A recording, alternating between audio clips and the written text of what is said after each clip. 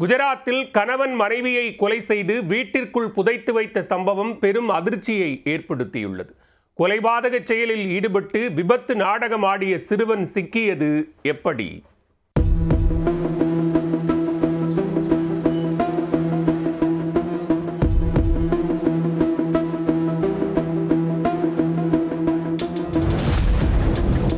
மது பழக்கத்திற்கு அடிமையானதை கண்டித்ததால் ஆத்திரமடைந்த சிறுவன் தனது அண்ணன் மற்றும் நிறைமாத கர்ப்பிணியை கொலை செய்துள்ளார். தனது தாயாருடன் சேர்ந்து 10 நாட்களுக்கு மேலாக உண்மையை மூடி மறைத்த நிலையில் பெண் வீட்டார் புகார் கொடுத்ததால் கொலை பாதகச் செயல் அம்பலமாகியுள்ளது.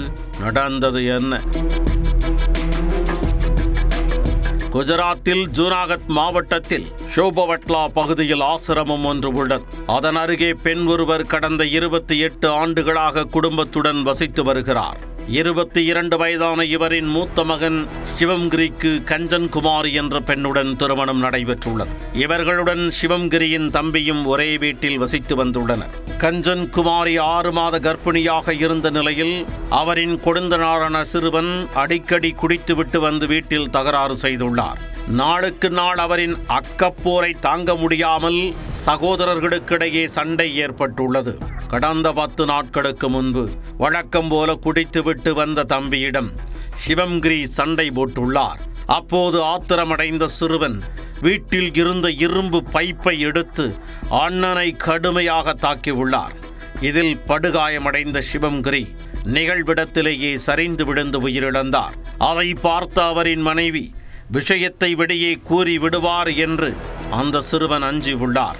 உடனே கர்ப்பிணி என்றும் பார்க்காமல் அவரையும் கொடூரமாக அடித்து கொலை செய்துள்ளார். தொடர்ந்து வீட்டிற்குள்ளேயே குழி தோண்டி இருவரின் உடலையும் புதைத்துள்ளனர். பின்னர் எதுவும் தெரியாதது போல் ஊருக்குள் சகஜமாக நடமாடியுள்ளார். மகனின் கொலைபாதகச் செயலை அறிந்தபோதும் அவரின் தாயாரும் அதை மூடி மறைக்க முயற்சித்துள்ளார்.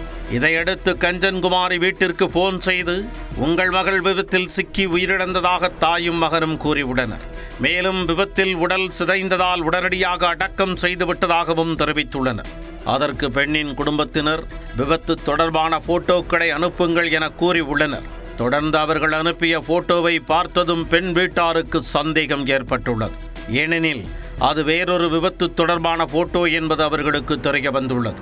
இது தொடர்பாக போலீசில் புகார் கொடுத்துள்ளனர். புகாரின் பேரில் போலீசார் விசாரணை மேற்கொண்டதில் ஒட்டுமொத்த கொலை சம்பவமும் அம்பலமாகியுள்ளது. இதையடுத்து புதைக்கப்பட்ட இடத்தில் இருந்து அழுகிய நிலையில் தம்பதியின் உடலை தோண்டி எடுத்தனர்.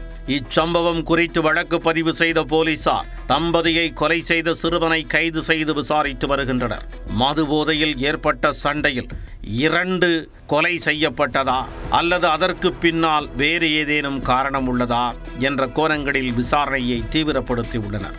அண்ணன் மற்றும் கர்ப்பிணியாக இருந்த அண்ணியை அடித்து கொலை செய்த சிறுவன் வீட்டிற்குள்ளேயே உடல்களை புதைத்த சம்பவம் குஜராத்தில் அதிர்ச்சியை ஏற்படுத்தியுள்ளது.